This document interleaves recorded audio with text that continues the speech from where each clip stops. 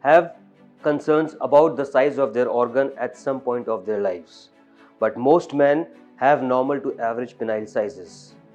But for some men, it might become a matter of concern if they compare it with their peers or if their partners complain about it. For such men, we have a safe and effective penile enhancement option. I will be talking about penile enhancement, the myths around it, the types of penile enhancements, the average sizes, and what you can do about it in my free webinar on 6th of May at 2 p.m. Indian Standard Time.